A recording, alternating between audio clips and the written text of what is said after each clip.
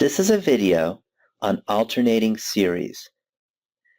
The question states, determine if the following series converges conditionally, absolutely, or diverges. We have the sum from n equals 1 to infinity of negative 1 to the n times e to the n over n. So when we have an alternating series, and since we have a negative 1 to the n, this is an alternating series, we first decide on a strategy. Do we want to try and show it converges conditionally? Do we want to try and show it converges absolutely? Or do we want to try and show it diverges? So let's look at the absolute value of the terms. So that means we get rid of negative 1 to the n. And we could say the absolute value of a sub n is equal to just e to the n over n. And when I look at that, I notice that e to the n gets bigger faster than n does. So it looks like the limit is not going to go to 0, which would mean that it diverges.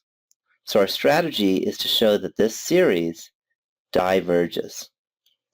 So let's take the limit as n approaches infinity of e to the n divided by n. And if I plug in, I get e to the infinity, and that's just infinity.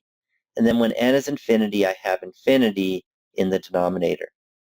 So I get infinity divided by infinity. And when I have a limit that goes to infinity over infinity, I can use L'Hopital's rule. So let's take the derivative of e to the n, which is just e to the n, and the derivative of n is just 1. So I get the limit as n approaches infinity of e to the n over 1. And now let's plug in again. We plug in infinity, and I get e to the infinity is infinity over 1, and that's just infinity.